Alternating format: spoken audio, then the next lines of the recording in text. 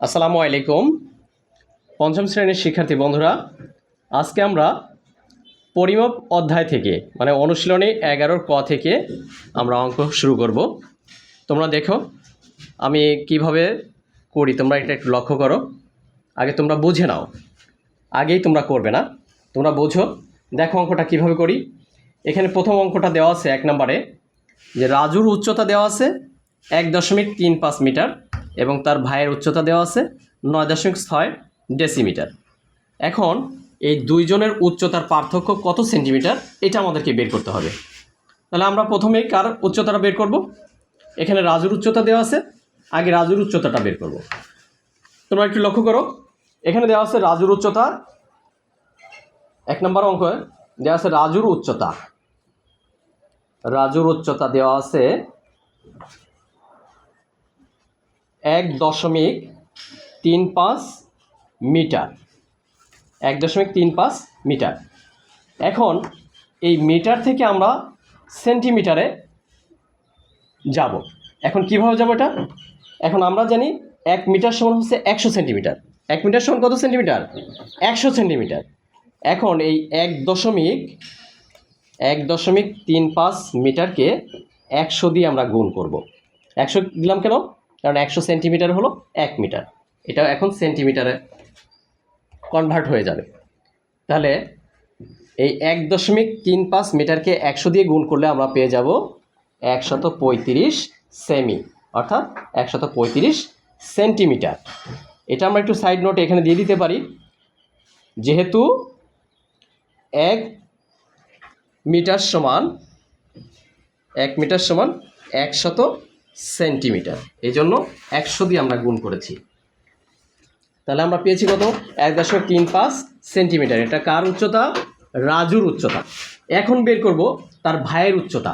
ভাইয়ের উচ্চতা এখানে দেওয়া আছে 9.6 ডেসিমিটার। এখন এই ডেসিমিটারটাকেও আমরা সেন্টিমিটারে কনভার্ট করব। তাহলে দেখো এটা কীভাবে করব, এখন লিখে নাও। ভাইয়ের উচ্চতা, ভাইয়ের উচ্চতা দেওয়া আছে কত? ভাইয়ের উচ্চতা দেওয়া আছে সমান 9.6 ডেসিমিটার, 9.6 ডেসিমিটার। এখন এই 9.6 ডেসিমিটারটাকে আমরা সেন্টিমিটার নিয়ে আসবো। তাহলে কি করব? এখন এটাকে আমরা সূত্রে অনুযায়ী গুণ করব। সেটা কি? সূত্রটা হচ্ছে যে 1 ডেসিমিটার সমান হচ্ছে 10 সেন্টিমিটার। 1 ডেসিমিটার সমান কত সেন্টিমিটার?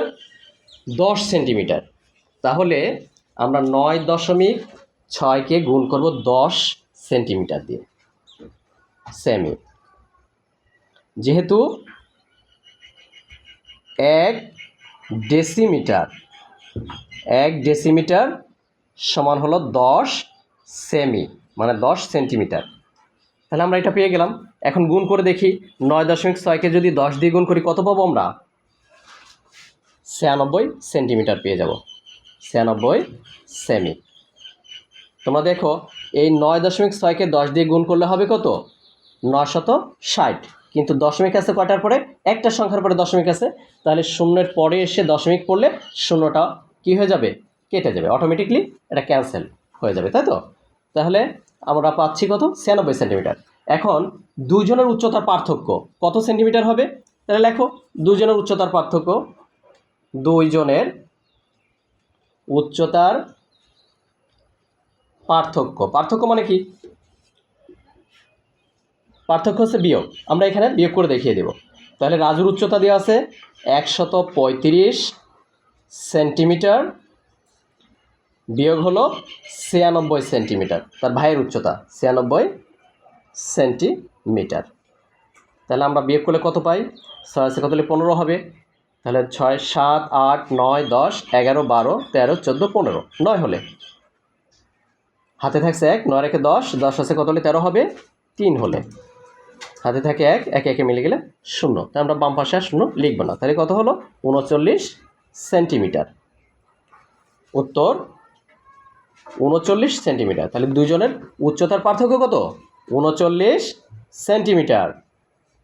বুঝতে পেরেছো তোমরা? আচ্ছা, ওকে।